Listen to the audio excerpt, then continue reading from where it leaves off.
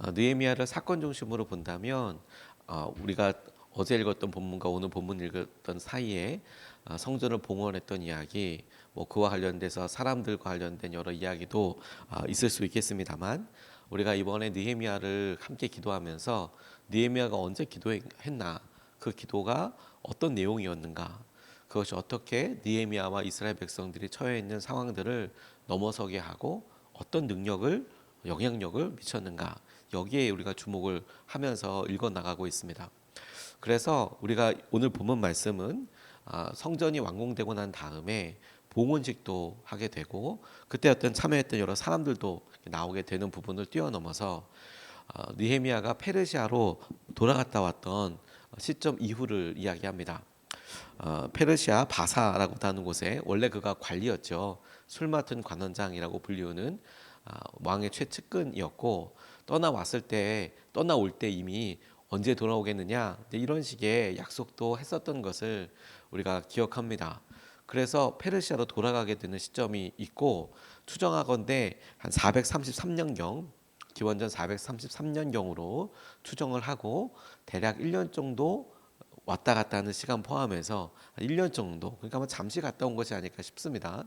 1년 정도 시간을 비우고 다시 돌아오게 된 이후에 성전을 보고 있었던 그런 일들을 이야기하고 있는 것입니다. 이 시기는 말라기와 활동 시기가 겹치기도 하는데, 말라기 선지자가 통렬하게 비판했던 시기라고도 학자들이 이야기합니다.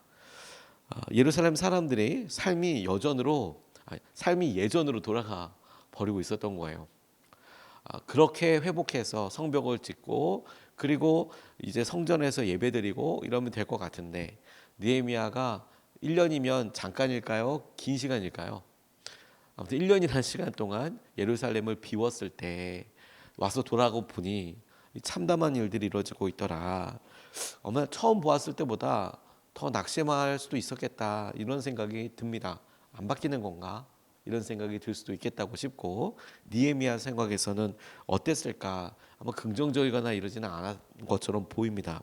다시 돌아와서 현실 앞에 마주한 느헤미야가 즉각적으로 행동하고 기도하는데, 그의 기도를 통하여서 우리가 두 가지를 살펴보고 같이 좀 기도하고 싶습니다. 첫 번째로 세심하게 살펴볼 수 있는 눈을 달라고 좀 기도하고 싶어요. 세심하게 사람들의 형편을 살피고 하나님께서 하시는 일들 왜 그런지 그 이유와 원인을 잘 알아차리고 살피는 것이 중요하겠다고 싶습니다. 특별히 사람들의 이유, 왜 그런 일을 해야만 했을까라는 이유와 행동의 동기들을 알아차릴 수 있는 눈을 달라고 기도하면 좋겠습니다. 10절에서부터 12절까지의 말씀을 보면 이렇게 나와 있습니다. 내가 또 알아보니 레위 사람들은 그동안에 받을 몫을 받지 못하고 있었다. 그래서 레위 사람들과 노래하는 사람들은 맡은 일을 버리고 저마다 밭이 있는 곳으로 떠났다. 그래서 나는 어쩌자고 하나님의 성전을 이렇게 내버려 두었느냐고 관리들을 꾸짖고 곧 레위 사람들을 불러 모아서 다시 일을 맡아보게 하였다. 그랬더니 온 유다 사람들이 곡식과 새 포도주와 기름의 11조를 가지고 와서 창고에 들여다 놓았다라고 이야기하고 있습니다. 여러분들은 어떤 것이 눈에 이렇게 주목이 되십니까? 느헤미야가 했던 행동, 그가 했던 일들 중에서 그가 어떤 기준을 가지고 있는가, 무엇이 느헤미야가 보고 있는 것인가를 살펴보면 우선 레위 사람들이 자리를 이탈했다라는 것을 보게 되죠. 그래서 사명을 다하지 않고 있는 것처럼 보이는 레위 사람들이 하면 당연히 어디에 있어야 됩니까? 성전에. 뭘 해야 됩니까? 성전 돌보는 일을, 혹은 예배하는 일을, 그에 필요한 일들을 하도록 레위 사람들에게는 처음 이스라엘 땅을 분배할 때에도 다른 땅을 기업을 주지 않았습니다. 성 몇 개를 이렇게 주면서 예배할 수 있는 곳, 도피성 뭐 이런 것들을 근처에 있게 해 주었지만, 레위 사람들에게는 따로 이런 지역을 기업으로 주지 않았어요. 그래서 예배드리는 이걸 통해서 먹고 살도록 이렇게 했습니다. 그런데 여러분, 사명을 다하지 않고, 레위 사람들은 왜 사명을 다하지 않느냐, 레위 사람들 자리를 왜 이탈하느냐, 나쁜 놈, 이렇게 생각한 게 아니더라는 거예요. 왜 그러느냐고 비판하기보다 이럴 수밖에 없었던 이유가 뭐냐를 찾아본 거죠. 이 사람들이 이렇게 한 이유는 뭐야 도대체. 보니까 받을 몫을 받지 못하고 있었다라는 것입니다. 받을 몫을 받지 못하고 있었다. 느헤미야가 이 일을 통해 레위인들만의 책임이라고 생각하지 않았던 점이 특별하다고 싶어요. 왜냐하면 여러분, 그가 힘도 있고 영향력도 있어서, 아니 레위 사람들이 성전 주위에서 예배드리는 일을 섬겨야지, 도망가? 잡아와서 일해, 이렇게 하지 않고 왜 그랬는가 라고 보니까 받을 몫을 받지 못하고 있었다. 아, 그렇구나. 그래서 관리들을 꾸짖고 레위 사람들을 다시 불러 모아요. 왜 그와 같은 일을 했느냐라고, 그 일을 해야만 하는 사람들을 꾸짖고 다시 불러 모으더라는 거죠. 그랬더니 그러자 온 유대 사람들도 다시 11조를 하기 시작하더라, 이 얘기 아니겠습니까? 우리는 여러분, 사명과 열정페이에 대해서 잘 생각해 봐야 하겠다라고 싶어요. 저는 그 중에서도 존중에 대해서 좀 생각해 보게 되었습니다. 직장 생활 하시는 분들 중에서 마음 흡족하게, 나 월급과 연봉이 충분해, 이렇게 생각하는 사람은 얼마나 있을까요? 직장 생활하면서 나는 일한 만큼 많이 받고 있어, 난 충분해, 이렇게 생각하기보다는 내가 하는 것만큼보다는 좀 덜 받는 것 같아, 항상 쪼들리고 어렵고 좀 너무하다라는 마음이 드는 분들, 어느 분이 더 많을까요? 이거 무르나 만한 질문일까요? 일하면서 나는 과분하게 돈을 받고 있어. 아마 어느 직종이든지, 심지어 다른 사람이 봤을 때도 저분은 참 넉넉하다, 이렇게 생각하는 사람들조차 나는 내가 일하는 것만큼 다 받고 있어 라고는 생각하지 않을 것 같아요. 특별히 쓸 일들이 많이 있고 그러면은 더더 그런 생각들을 가지고 있지 않을까, 이런 생각들을 하게 됩니다. 그래서 얼마만큼을 받아야 한다, 물론 우리 사회적인 통념으로 뭐 최소 임금 뭐 이런 거를 이제 우리나라가 20세기 21세기 들어와서 최저임금이란, 이 정도 생각을, 이 시대에는 이 정도가 필요해, 시간당, 이런 게 도입된 지가 그렇게 오래되지 않았잖아요. 몇십 년 되지 않았잖아요. 그 다음부터는 그걸 어떻게 할지에 대해서 늘 우리가 사실 힘들고 어려운 부분이죠. 그런데도 직장을 다니는 이유를 보면 여러 가지가 있어요. 우리가 시간을 제한적으로 낼 수밖에 없다든지, 예를 들어 어느 요일만 내가 시간을 낼 수 있다든지, 거기에 합당한 직장을 얻기 어려운 경우도 있고, 또 출근할 수 있는 날이 정해져 있다든지, 건강의 문제라든지, 아이를 양육해야 된다든지, 뭐 이런 여러 상황들이 이렇게 있어서 어떤 자격증이 필요하다든지, 뭐 동료가 좋다든지. 저는 어느 마트 직원으로 면접 보셨던 분이 면접관에게 왜 우리 마트 이렇게 지원했냐 그랬을 때 점심이 맛있어서 대답해서 붙었다라는 그런 이야기도 듣고 되게 놀란 적이 있어요. 그것도 좋은 이유가 되겠다. 점심이 맛있으면 그래, 그 직장 조금 힘들더라도 다닐 수 있겠다. 근데 그런 여러 일들 중에서 사명과 열정으로 일하는 사람들한테는 존중이 사실 되게 중요하거든요. 존중과, 그래, 그런 걸 얼만큼 받아야 해, 이런 접근도 감사하고 너무 좋지만, 그런 일을 하기 때문에 하는 존중, 레위 사람들에게도 사실 마찬가지였지 않을까 싶습니다. 근래 우리가 사역자들 놓고 간절히 기도하면서, 하나님, 우리 가운데 사역자들이 오게 해주십시오. 젊은 분들, 그리고 제가 그런 사이트에 들어가서 하나님, 이렇게 우리 교회도 좋은 전도사님, 사역자들을 보내주십시오, 이렇게 기도하면서, 또 여러 목사님들과 통하면서 좋은 분들 좀 있으면 소개 좀 시켜달라고, 좀 있냐고, 이렇게 해보면 어렵다고 힘들다고, 우리 교회 왔으면 좋겠다고 막 이렇게 얘기하는 분들이 되려 많아서, 그래서 이렇게 젊은 분들한테도 물어보면 요즘은 신대원 다니더라도 교회에서 사역을 잘 안 하려고 그래요. 그리고 이제 그런 이야기들을 이렇게 일상적으로 하다 보면 요즘은 저는 사람들이 사명감이 없어서, 혹은 일을 안 하려고 그래, 이렇게 할 게 아니라, 가만 그 이유를 형편을 살펴보니까 첫 번째로 임금이 너무 낮고, 그러니까 차라리 그분들 이야기는 편의점 가서 일하는 게 사례보다 훨씬 나은 거예요. 그러니까 그 밑에 열정을 받고 받아야 되는데, 그런데 존중받는 듯한 느낌이 들지 않는 거죠. 와도 그냥 직원처럼 생각하거나, 혹은 여러 성도님들과 이야기할 때에도 성도님의 상황도 너무 이해가 되죠. 어렵게, 본인들도 어렵고 힘들고 사니까 당연히 교회에서 이렇게 하는 일들을 보고 어떤 말도 당연히 할 수 있지 않겠습니까? 그러니까 이 젊은 분들이 굳이 거기에 그렇게 매이면서 내가 욕먹어가면서 눈치 봐가면서 하지 않겠다, 이런 생각들을 한다는 거예요. 되게 아쉽죠. 마음 안타깝죠. 왜냐하면 젊었을 때 조금이라도 기회가 있을 때 사역의 자리에서 그 배우는 게 앞으로의 길에 굉장히 중요한 자산이 되기도 하거든요. 근데 그걸 모르느냐? 알아요. 하지만 힘들다고 생각을 하는 거죠. 그래서 그런 부분을 보면서 저는 이 부분이 예사롭게 이렇게 느껴지지 않았습니다. 그러면 교회에서 혹은 우리가 그런 여러 일들의 모자란 부분을 채워줄 수 있을 만큼의 의미, 가치, 맛있는 식사라고 별걸 가지고 다 그 자리에 있는다라고 이야기할 때 마땅한 존중 이런 것들 되게 필요하지 않을까 이런 기도를 해보게 됐어요. 사역자들끼리 이렇게 이야기하는 거 그건 상황마다 다 다르지 않습니까? 교회 형편들마다. 그런데 가끔 이렇게 성도님들과 이야기하다 보면 거꾸로 이렇게 묻고 싶을 때가 있는 거죠. 본인 자녀라면 그렇게 할까? 본인 자녀라면 그렇게 되는 것에 대해서 이해가 될까? 그게 존중이거든요. 존중. 그래서 하나님께서 하신 여러 일들 가운데 하나님이 주신 은혜와 마음들 가운데 레위 사람들에게 있었던 일이 그리고 느헤미야가 보았던 일의 시선이 저는 거기에 있었다는 것에 대해서 참 감사했어요. 이유가 뭐냐? 이유가 왜 그러냐? 그리고 여러분 이건 레위 사람들을 향한 마음이 아니라 오늘 우리가 다른 사람들을 보호줄 때 이 사람이 왜 이렇게 일할까? 왜 이렇게 행동할까? 아, 이런 이유가 있구나. 그런 시선을 달라고. 우리가 우리의 배우자를 보았을 때, 우리 자녀들을 보았을 때, 혹은 우리 거래처를 보았을 때 그 사람이 했던 행동을 이래 저래라고 판단하는 것도 중요하지만 하지만 그 전에 왜 이렇게 행동할까? 세심한 시선으로 보아주고 그리고 그것을 그 사람 입장에서 생각해 봐주고 원인을 살펴주는 거.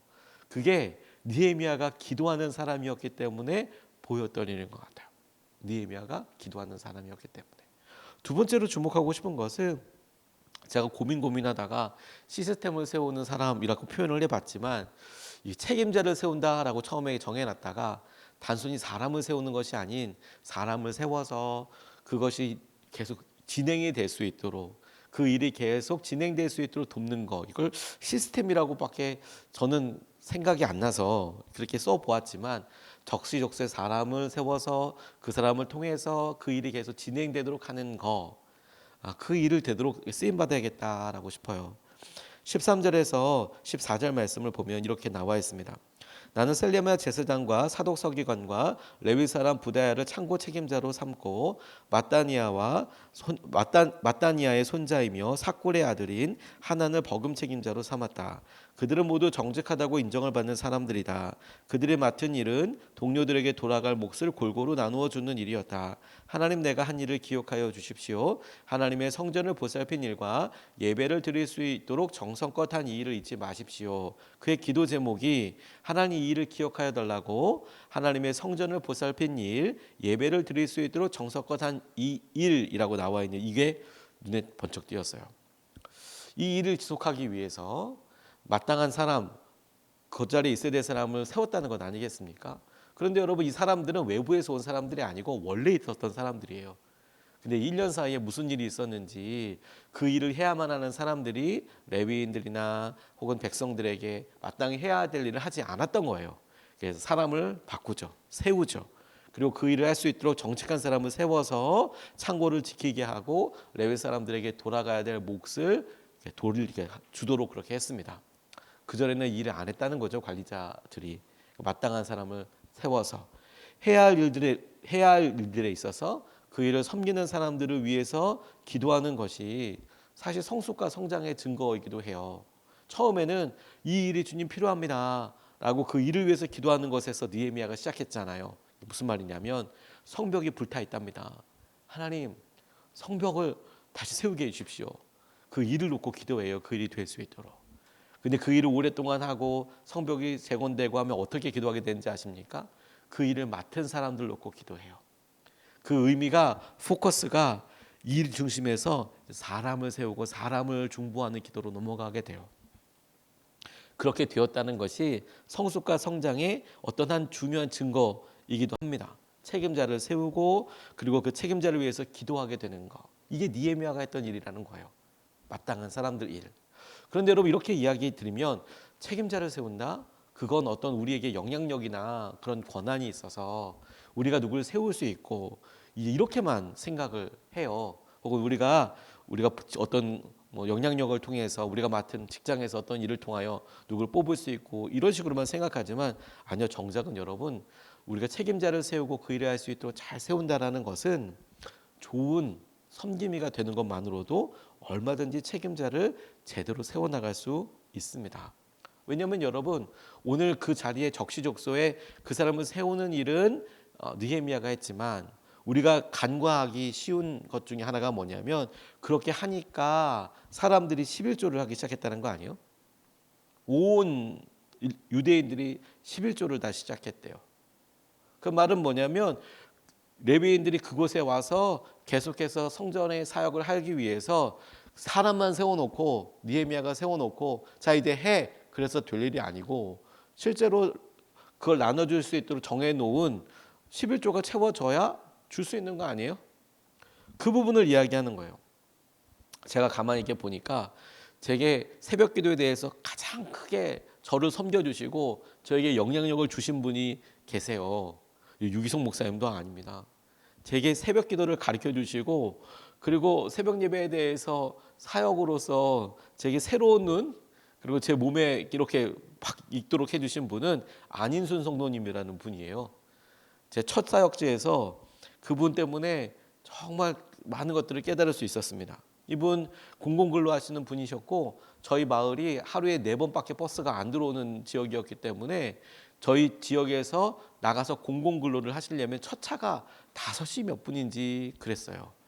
첫 차가. 그 놓치면 그 다음 차는 저기 뭐 9시나 11시인가 그때쯤 됐어요. 저희 마을에 버스가 4번 들어왔거든요. 그러니까 이분이 새벽 예배를 나가시려면 새벽 4시에 새벽 예배를 드려야 되는 거예요. 그래서 이분은 새벽 4시에 예배 드리기 위해서 새벽 2시 40분에 교회 오셨어요. 새벽 맞죠? 2시 40분은 자야 될 시간 아닙니까? 제가 이분보다 먼저 교회 나가서 불이라도 켜놓기 위해서 언제 오시나 가보니까 3시 반에 나가도 와 계시고 3시에 나가도 와 계시고 2시 40분쯤에 오시더라고요. 나중에 물어보니까. 그래서 저 포기했었어요. 저는 저랑 집사람은 한 3시 한 45분 50분쯤 되면 올라갔어요. 2시 40분까지는 못 올라가겠더라고요. 이분 매일 동안 40분 정도 걸어서 오셨어요. 그러니까 2시에 올라와서 여기까지 그 깜깜한 산길을 올라오시는 분이셨어요. 매일 오셨어요. 그런데 중요한 게 뭐냐면 새벽 예배 때 그분 혼자 오셨어요. 하루도 빠지지 않고 오셨어요. 그래서 그분 앞에 두고 그러면 말씀 보고 읽고 가자고 제가 이렇게는 못 하겠더라고요. 그래서 새벽 설교를 원래부터 했지만 계속 그 한 분을 놓고 저희 집사람이랑 그 한 분을 놓고 계속 설교를 하는 거죠. 2사람 두고 이제 계속 설교를 하고 그래서 그분 설득도 해봤어요. 5시에 하면 안 되냐 새벽 예배 4시 넘기는 거 아니냐. 근데 그분 공공근로 이런 거 너무 명확하니까 4시에 계속 하면서 저 정말 많이 은혜도 많이 받고 정말 많이 다루심도 많이 받았습니다. 예배가 얼마나 중요한지 그러니까 그분 통해서 많이 알았어요.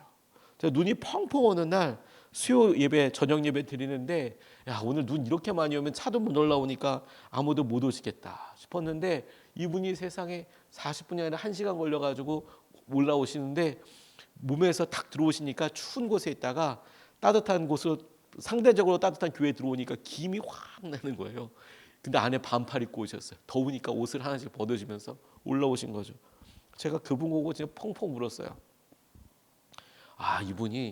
이분 하나가 사역자를 세우는구나. 어떻게 살아야 되는지 알게 해주시는 거구나. 느헤미야가 적시적소에 사람 세우는 거 너무 중요하죠. 그런데 성경은 느헤미야만 세웠다고 이야기하지 않습니다. 온 사람들, 이스라엘 사람들이 한 일에 대해서 이야기하고 있어요. 사람을 세워나가는 거. 이게 너무 중요한 거구나. 근데 여러분 더 중요한 게 이렇게 나와 있습니다. 느헤미야가 하나님께 이 일들을 기억하여 달라고 구하는 내용을 보면 지금 사람들의 형편을 살피고 사람들을 세웠던 일을 이렇게 표현하고 있어요. 성전을 보살피고 예배를 드릴 수 있도록 정성껏 한 일이라고요. 느헤미야가 실제로 한 일은 뭐예요? 사람을 세우고 레위인이 왜 도망갔는지 그 사람들의 이유를 살피고 그 일에 사람을 세우는 일이잖아요. 근데 느헤미야가 한 일을 그렇게 표현하지 않고 뭐라고 스스로 표현하고 있냐면 성전을 보살폈다. 사람을 보살폈는데 성전을 보살폈다. 예배를 드릴 수 있도록 정성껏 한 일이다. 이렇게 이야기하고 있어요. 전 이게 너무 중요합니다, 여러분. 우리가 보이는 일은 성벽을 건축하는 것 같고 사람을 세우는 것 같고 그리고 그 일에 제대로 어떤 뭐 바로잡는 것처럼 보이잖아요. 근데 느헤미야가 기도를 통해서 뭐라고 이야기하는 거, 이 큰 일의 의미가 무엇이냐? 예배가 계속 드려지도록 한 일이라는 거예요. 우리에게 여러분 하나님께서 하신 은혜와 마음들을 가만히 보게 됩니다. 저는 저와 여러분들이 이 새벽과 특세를 세우는 일도 저는 그런 의미가 있다고 생각하게 됐어요. 특세가 계속되는 거 사실 이곳에서 예배하는 저와 여러분들 때문이죠. 그러니까 특세는 계속되죠. 새벽 예배도 계속되죠. 금요 성령 집회도 계속되죠. 주일도 계속되죠. 우리는 다만 와서 우리가 맡은 일을 섬기고 그리고 예배에 참석하고 하는 정도이지만 실상 가만히 보면 우리가 사람을 살피는 일과 그리고 성전에서 이 일이 계속되도록 하고 있는 거구나. 뭐 다름 아니죠. 그리고 그 일을 주님께서 기뻐하시고 기억하시더라는 거예요. 하나님께서 오늘 우리가 만나고 있었던 여러 일들에 대해 영의 눈을 열어주셔서 사람들을 잘 살피고 하나님께서 하신 일들을 보게 되는 축복이 있게 되기를 주님의 이름으로 도전하고 또 권면합니다. 두 가지 말씀을 같이 나눴습니다. 첫 번째, 무너져버린 여러 레위인들의 삶을 보고 느헤미야가 기도하는 사람으로서 첫 번째 했더니 뭐냐면 세심하게 그들의 원인과 상황들을 살펴서 세심하게 살펴요. 우리 사람들 만나는 사람들의 마음을 살피는 것이 너무 중요하겠다고 싶어요. 두 번째, 이 일의 책임자를 세우고 혹은 이 책임자가 잘 설 수 있도록 돕는구나. 이렇게 것에 주목하게 됩니다. 그리고 이 일이 예배를 드릴 수 있도록 정성껏 한 일이구나. 이게 성전을 보살핀 일이구나. 이게 사람을 세우고 그 일을 하고 11조를 하고 이런 여러 일들이 성전을 세우는 일이구나. 예배가 드려지게 되는 일이구나. 이것을 붙잡고 우리 오늘도 3번 나눠서 같이 기도하겠습니다.